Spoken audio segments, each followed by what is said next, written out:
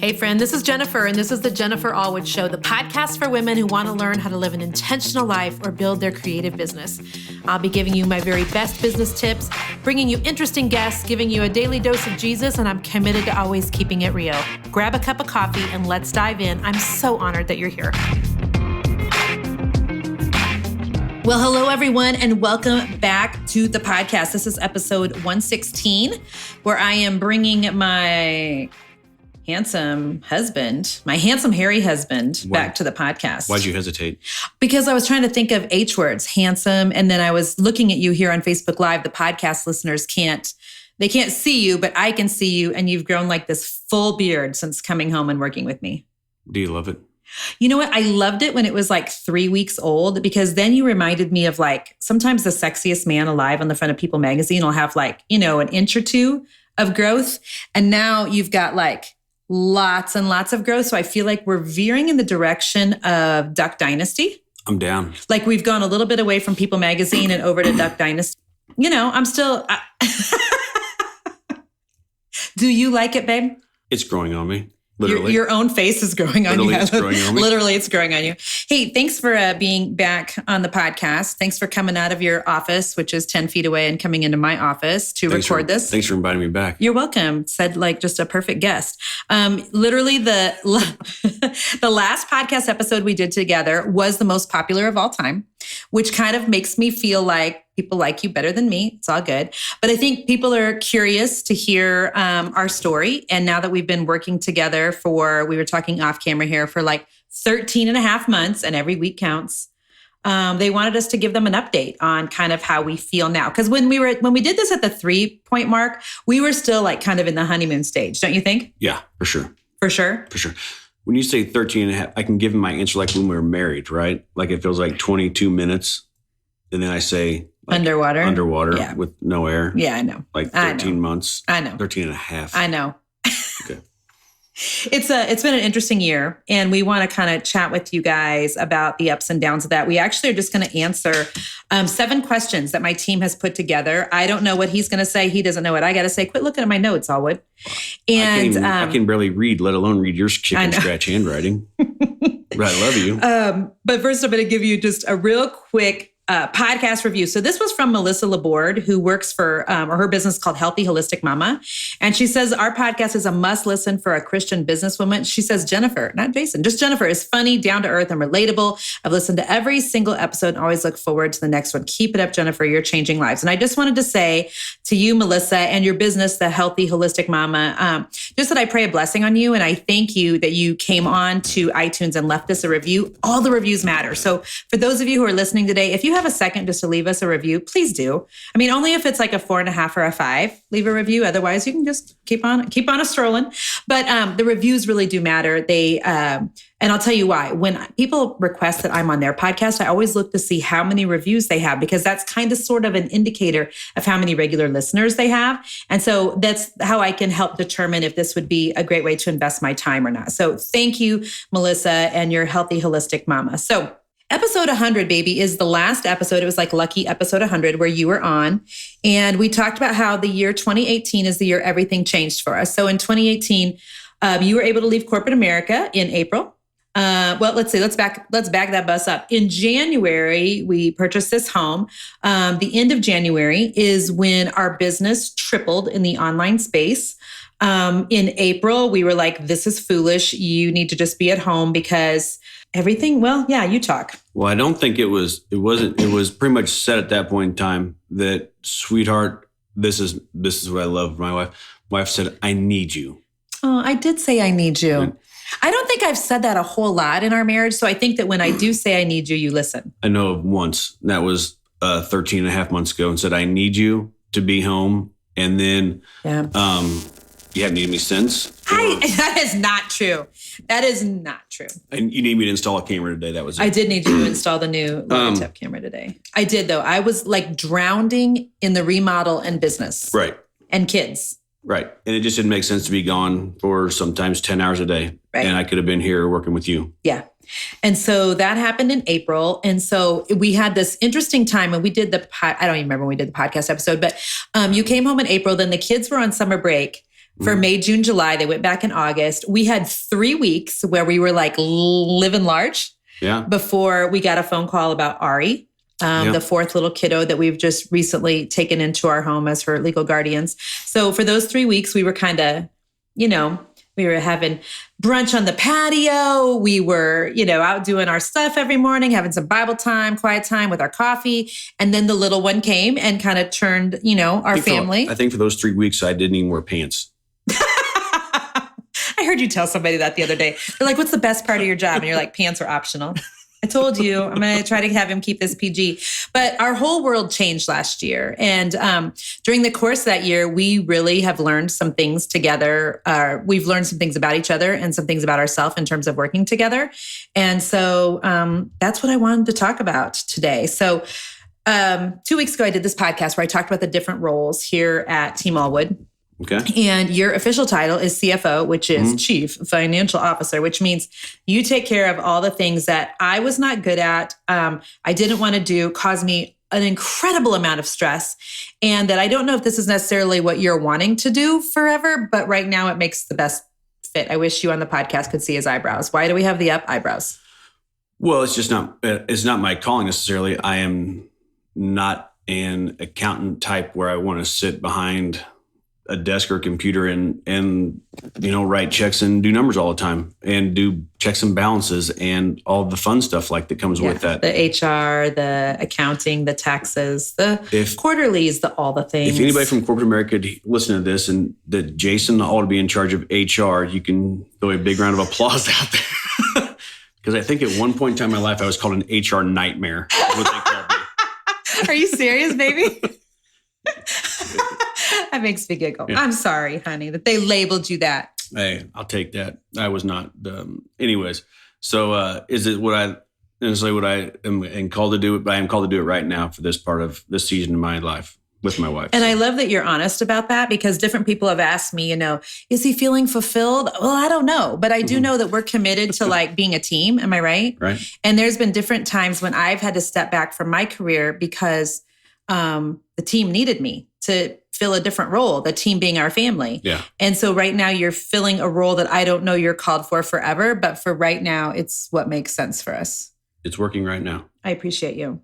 I just don't pay bills and make everything late, and then we're good, right? Then we're good, yeah. That's what I said about the conference. The conference was interesting. That was fun, and we're going to talk about the conference. So here's the questions that my team sent me, and that our listeners, I think, also have been asking. And so the first question, I'll let you answer first, or do you want me to go first? It doesn't matter. Okay. I'm just shooting from the cuff, just so you know. So I looked them over, but I'd just rather have conversation. All right. So the first question was, what has been the best part of us working together for over a year now? The best part is that I've gotten to see your business grow. But I get to work with my best friend for real. Aww. Because I do enjoy you. And thanks, babe. I would like somebody to hear that again. They can rewind it. I know. Thank you. I'm feeling all sweet. Thanks. Yeah. That's the good parts of it. The best part, I don't know if there's necessarily a best part of it. The best part of working together. Well, I said my answer for the best part was that now I feel like you get it. Yeah. Because I don't know if that's the best part necessarily, though, because that's the best part for me. Well, it's the best part for you, yeah. Because that's not also the worst part for me is that I didn't realize how busy you were. Yeah. And how many people it takes to make the team go like all the wheels in motion. Like I just would come home in the evening and be like, and it'd be done. Hey, how was your day? I think part of that is because I tried so hard to keep business hours and do business during business hours so that when you and the kids got home from school and work, mom could give her priority to the family, which is where it needs to be. And so I felt like I did a halfway decent job because you would come home and you wouldn't even realize that I was like a chicken with my head cut off through the day. And sure, I'd answer emails at night or get on social a little bit. Right. But I do think that I tried to get the majority of it done, not trying to pat myself on the back, but I do feel like you just didn't know. You just didn't know what you didn't know. So for me, that's the best part. Like we just came off the Equipped conference, for instance. Okay. And you were one of only 2 men there besides the security team and stuff, which was amazing to have you sitting right next to me at my women's business plus faith conference. And I love that you you took the stage with me at the end. Mm-hmm. Can I talk about all the things or? Do whatever you want to. Okay. This is your episode. This is my podcast. Yeah. It's ours, baby. Jennifer Allwood Show. It is called the Jennifer Allwood Show. We try not to keep it fancy, but I love that you got emotional, you got teary, you cried on stage, which is because, really? Yeah. Well, I just asked you if I had permission and you said yes. That's fine. Because I think that you like fully grasped just the importance of the work, not that I'm doing, but that the team is doing, and the group, the people who are coming together and really fighting for women-owned businesses who are women of faith, who are women of honor, who are women of deep priorities. And I think you got to like experience that firsthand. So for me, that's been one of the best parts, that you just really, now you're like, okay, my wife's just not talking to her phone on Instagram stories. Like, this actually matters. Sometimes it's like you're talking just to nobody on Instagram I know. stories. But for those of you who don't know, my husband isn't even on social media. So there's that. I am on social media just via you. Via me. Yes. You're the vehicle. I'm just highlighting you. Yeah. So second question was, what has been the hardest part of us working together this year? I think the hardest part is separating business when she is kind of the boss, but we're a partner. But you know, it's her company, it's your vision, and you have a lot of visions.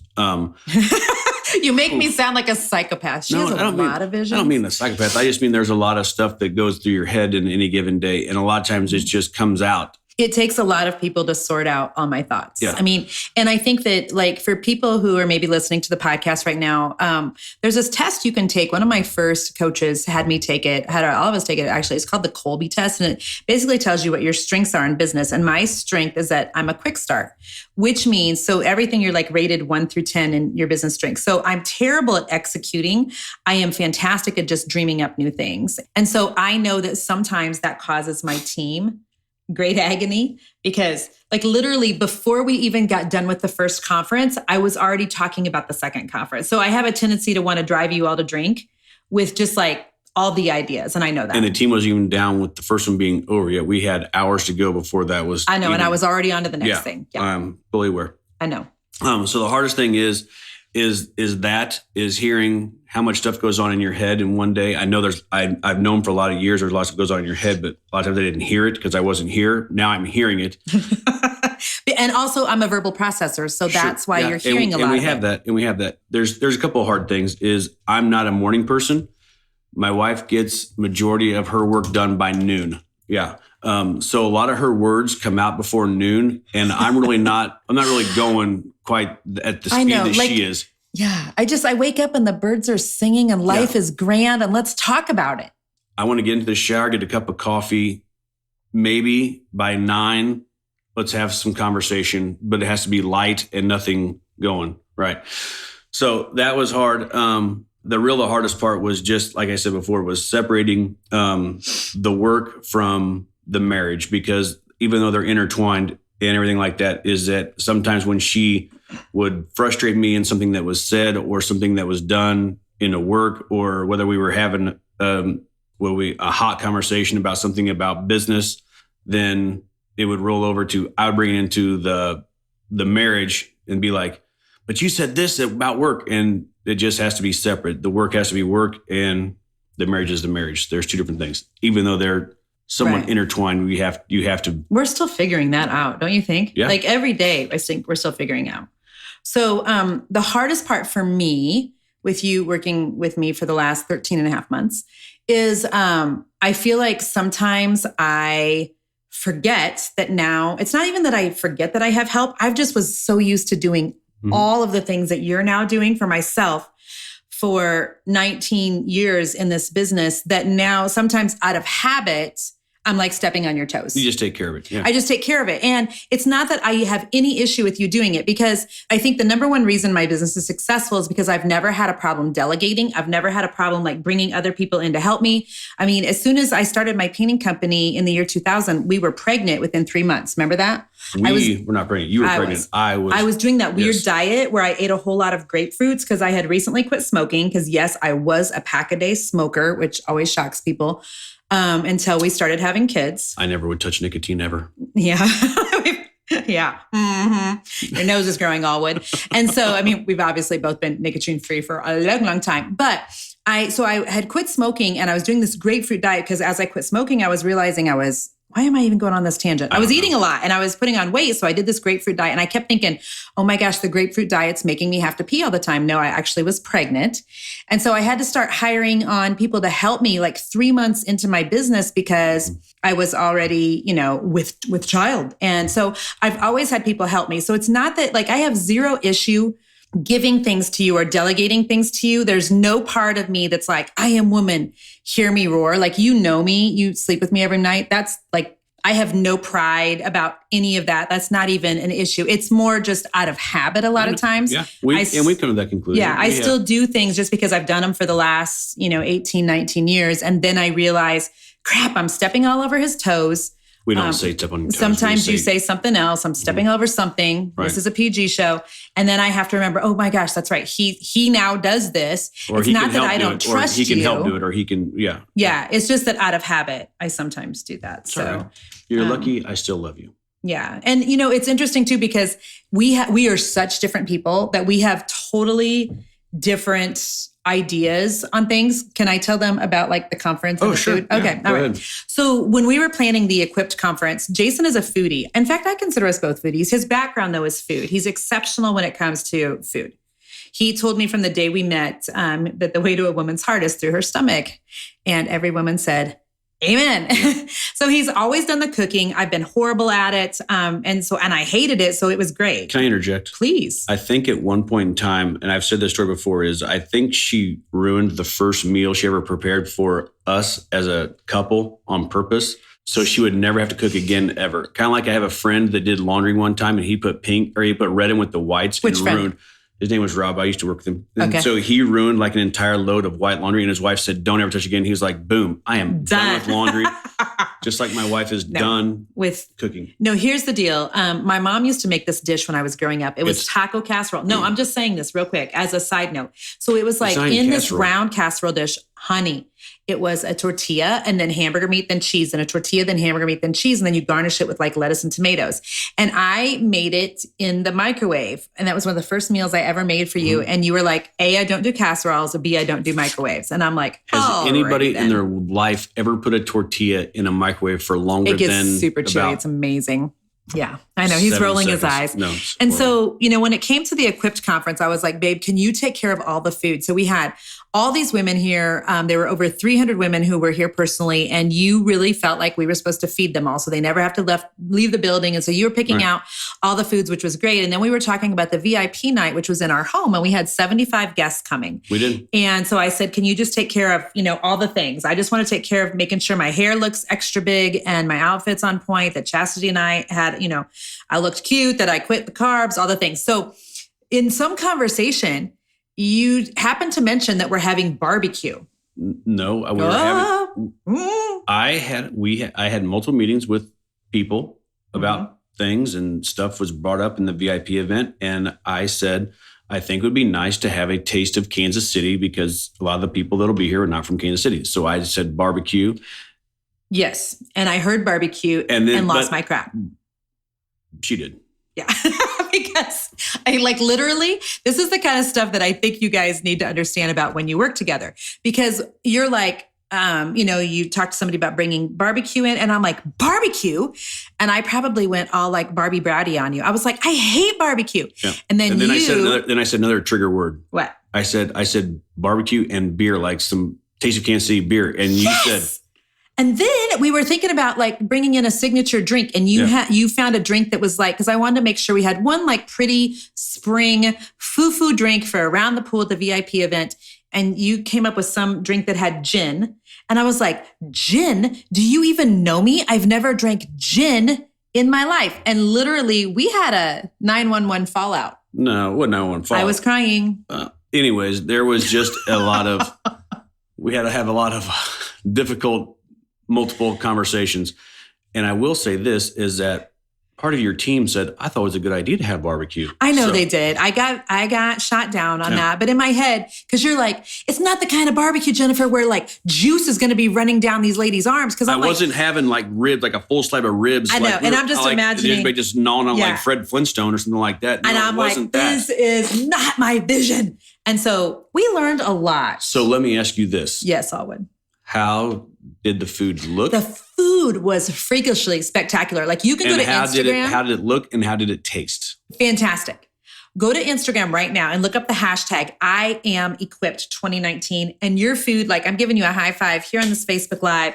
Your food was the bomb.com. I mean, the women walked away from that. Well, and they were like, yes. I didn't do it, but the people that, Yeah, the food was on point and I felt like a jerk. And also the drink that we ended up making, which was Moscato wine, which is my favorite. It was pink lemonade. Pink lemonade, pink Moscato wine. And I just garnished it with raspberries and then there was Sprite in it too. Fresh lemons sliced and then Sprite. Yeah. So we're learning. That's one of the hardest parts about working together is we're both a 3 on the Enneagram, which means we both have big ideas. So the truth is, according to the Enneagram, if that's something that, you like, is our tendency is either to be total power couple or total train wreck.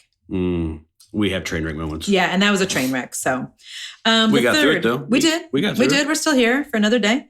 13 and a half months. 13 and a half months. Mm-hmm. Third question my team says is, what has surprised you the most about you guys working together?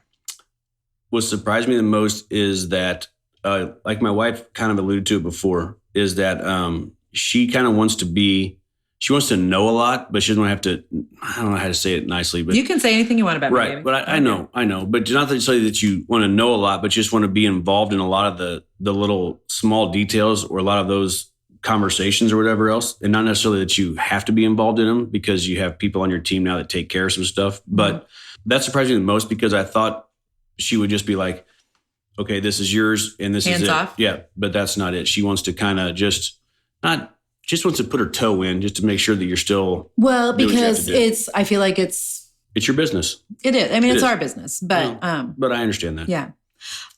Thing that surprised me the most is we spend literally every single day together, but sometimes I'm like, oh, I haven't even got to talk to you today, but we're together all day. Like, so that's surprising to me that like we can be together all day, every day. And sometimes I'm still like, I miss you. Like, how do we just not have to do work or talk about kids today? You know what I mean? Like, that's weird, isn't it? Since we're together all day, every day. But before when I was in corporate America, it wasn't even that we even saw each other, but it seemed like we communicated more. Like there was a text or there was a phone call, stuff like that in between, doing what I was doing and what you were doing and stuff like that. But even now we're just like here. And like a lot of times I'll leave and she's like, are you here? Did you leave? Did you go somewhere? I know. Like, well, it's because when the kids are gone, I am holed up in my office the entire day and we don't work Fridays. So I have Monday through Thursday. Yeah.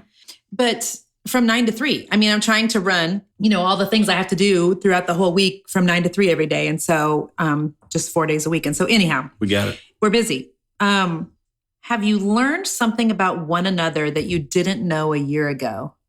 That's good. What have you learned about me? You know what? One of the things I've learned about you is I think I underestimated how much people would like you. Like my Why is that so funny, babe? Because like I know you're likable, but like my team really likes you. Like I think at this point, Jenna likes you better than she likes me. That's fine. I don't think a lot of the podcast people like you. The women at the conference loved you. You're very likable. I'm likable in short little intervals. Anything longer than like a half an hour or so, then that's not true. You just have a very big personality. Ooh. Of the two of us, you have a way bigger personality than I do. I don't know what that means. That means I'm fat? That means you are very passionate about a lot of things. When I was asked one time to not come back to a job that I had, they said I need to bridle my passion. Yeah. That was the exact words. And I think most of our audience probably thinks that I'm the one that's, kind of maybe with the bigger personality of the two, but it is definitely you, which is good. I don't know what that means. You helped me to be bigger somehow. That just sounded like I should say it. I don't even know what that means. But so that's the one thing I learned. I also wrote down, but I didn't know 13 and a half months ago how secure you have to be as a man in order to do what you did. Like you left corporate, you've come home, you're filling a role in a business that your wife built. It's our business, but it's, the one that I've led for the last 19 years. And I don't think I realized until recently how secure of a human being you have to be in order to do that. Because like, if you were really insecure, there's no way I could be doing what I'm doing. No, there's you not would sabotage it. You would guilt me. There would be all of the things. But like, I look at you and I think, how secure is he? And I mean this with all my heart, that you're able to fully let your wife be who she is because you know exactly what your role is and what God has you doing. And you're so secure in yourself that you're able to let me totally be me. And that is really a gift to me. I appreciate that. But I guess I didn't know about myself a year ago is that, or about us, or about you. What is it? Once you know what you're supposed to say, have you learned something about one another that you didn't know a year ago? Well, you can say pass. You can say hard pass. Well, no, I'm not saying a hard pass. I knew we were both. I guess I didn't know if it would work. In all honesty, because I know we've been together for a long time. I know we worked together for a long time. But I know that sometimes I will have, I'll just say, verbal diarrhea sometimes, and just let some stuff out that is not, it can't be edited out and stuff. It's not that you have verbal diarrhea. It's just that you are very passionate. And sometimes that even though I've gone to church for a while, sometimes those words still are just, they come out. I feel very passionate about some stuff.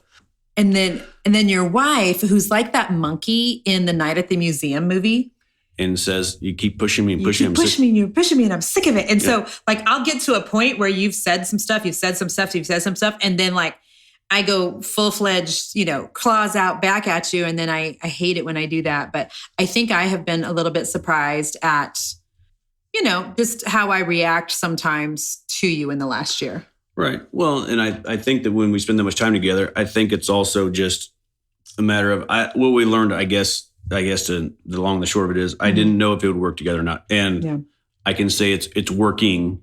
Mm-hmm. It's a work in progress. It's a work in progress. Yeah. Because we didn't know. Yeah. We have 2 questions left. What advice would you give to other couples who are thinking about working together? Ooh, boom shakalaka. Well, as you know, I would always say that a marriage counselor is a good thing. We haven't done any marriage counseling this year. We did counseling, though. That was also like, I felt like it was counseling for us, too, when we took on Ari and we had counseling when we and stuff went to like therapy. that. Yeah. Family counseling, we definitely have done that this year. Family counseling we did this year. That's kind of, it is true, but not really. But that part is true. I would say that you need to have, before it happens, I would have a lot of honest conversations about what roles are going to be, about who's going to do what, about who takes care of what, and about, my wife said that I'm secure, or whatever she said, but I have to be secure. I have a pink office in there. So it's really they're waiting to see the pink office. Yeah. It's pink. Well, it's just the ceiling's pink. Yeah, it's pretty pink. I got a pink chair. Yeah, it's awesome. Pink chair I sit in. So you have to be secure in that stuff. I would just say a lot of conversation. And if it is business, then don't take it personal. And if it's personal, don't bring it into the business. That's good. I wrote down that I think working together can definitely pull out the worst in both of you. Oh, that's for sure. Probably also the best, but I think also the worst. And, because we've both gotten territorial, we've gotten our feelings hurt, we've gotten, passionate. It's been different than what I thought it would be. Not for sure. bad. For sure. But for advice to another couple, I would tell them, just be prepared for it not to be always a bed of roses, because especially if you have big personalities working together. Well, and I also think that anytime you're trying to do something like what we are doing, is that there would be nothing more than the devil would like to just come in and just ruin everything. Yeah, absolutely. So I would say grow stronger. Yeah. Prayer together. Super important. Praying about the business, the marriage, all the things. Conferences, barbecue. All that stuff. All that stuff. Yeah, all that stuff. The last question, I know I laughed out loud when my team sent this. And I did tell you that this one was going to be asked. If you have kiddos in the room here, this is where you're going to want earmuffs. So the question is, so what do the Allwood kids think about you guys working together? So Jason, you want to tell him a story, right? So I do have a story, and I told a story to some women at the event. And let's say real quick that our kids are 17, 15, 11, and 4. So yeah. I didn't say to the 11 or the 4-year-old. But he said it to the boys. But I said to the boys, is that I got a phone call one day from my son, or is it text, whatever. Can you bring me up Jimmy John's? And I said, I'm in a meeting. Like he's at school where they have school lunch. So they have school lunch. And I put money in his account. If I'm in charge of the business stuff and the finances stuff, I put money in his account. So I know there's money there. So he texted me, can you please bring me up Jimmy John's? I said, I'm in a meeting. But lunch isn't until 11, blah, blah, blah. And I said, I have a conference call and then I have an actual physical meeting. I cannot do it. Mm-hmm. And he said, well, later that day, he got home. Later that day, he gets home and we're having a conversation. I said, what do you think I do all day? He goes, I don't know. What do you do all day? I said, well, I'll tell you what we do. Your mom and I walk around naked and we have sex in your bedroom.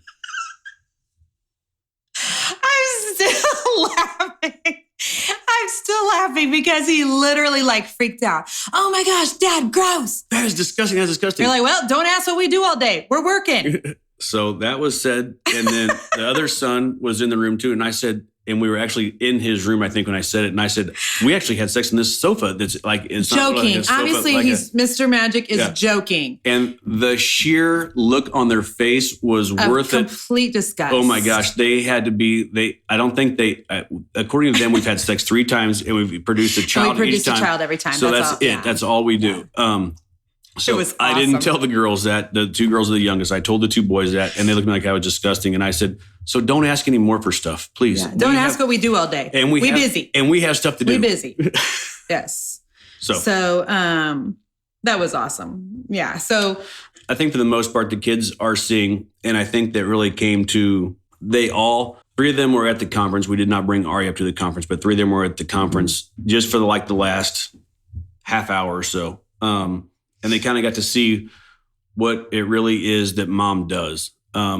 We could have brought Ari, but I don't think she would understand or kind of wrap her head around what was that. She was here for the event that night. But I think they kind of understood at that point in time what it is that we do and how busy we are when they see what's going on. Well, and I think that what we're doing is more than just taking pictures of pretty things in the house. It's, I'm going to talk to you guys next week about a debrief from the conference. I'm actually sitting here looking at my notes, and I'm supposed to be telling you that we're talking about if you've ever had a business idea fail, but I'm going to do a derail. My whole team right now is listening to this going, my God, she falls off the rails and she does what she wants. But, so next week I'm going to do a debrief on the conference because the conference was powerful. And I really want to kind of, while it's still fresh in my mind, do a debrief. I don't know if you want to be in on that conversation or not, but I do think the kids got to see mom do big, hard, and scary things last week. Something that I was hoping somebody else in the industry would do. I was hoping that there would be some woman who would say, let's combine faith and business and put on a conference. And God really challenged for that woman to be being. So it was important. It was important for me. It was important for my kids to watch it. It was important for you to be a piece of that. And it was important for the women there. And so I do think the kids kind of got a glimpse of that. I'm literally not just playing on Facebook. This is making a difference. Not that I'm making a difference, but what God's doing through my business is making a difference. And there is a big difference in that, by the way. That's a lot of words, I know. Man. I know, baby, I know. Wow. I know. As an introvert, I don't know how I talk so much. So listen, baby, thank you for being here. I'm here. I appreciate you. And thank you to my podcast listeners for being here. Tune in next week where I'm going to talk to you about some of the really powerful things that happened at the conference last week, some of the things that I wish had gone a little bit differently. I'm going to be super transparent for you, especially for any of those of you who are considering having a conference in your future. And it was good. It was good stuff. And I can't wait to talk to you about it while it's still fresh in my mind. So make sure you head over to iTunes, subscribe to the podcast. That way you'll get a notification next week when that episode is ready. And until then, you can do it on that little thing, right? It says, Alexa, turn on the lights so I did this Instagram story the other day, babe, and I told people, did you know that you can say, hey, Alexa, turn on the Jennifer Allwood show? And I bet I got 20 people who responded to me in DMs and they said, oh my gosh, I was listening to your stories and it actually turned on the Alexa in my house. So if you don't know that, you can literally go to Alexa and say, turn on the Jennifer Allwood show. And I did not know that. I was just told that. Yes. On my DMs. On your DM. So on my Snapchat. On the Snap face. I think I'm still on. On the Instabook. What did I tell somebody the other day? I'm on MySpace. If you go to MySpace and look me up. You're a mess, Allwood. All right. Thank you, guys. I appreciate you being here. Until next week, stay creative. Bye-bye. Hey, friend, thank you so much for listening to the podcast again this week. I'm so honored that you're here and that you just listen week in and week out and that you share the Jennifer Allwood Show with your friends and family. Thank you, thank you, thank you. Hey, don't forget that you can subscribe to the podcast on iTunes, or if you're an Android user, go download the Stitcher app and you can subscribe there so that you know every single week when a new episode releases. Also, if you have any time to leave us a review, these reviews are super important in getting guests for the show and sponsors for the show. And so we'd appreciate it if you have just a second to leave us a review. That would be amazing. Thank you guys again for being here. And until next week, stay creative.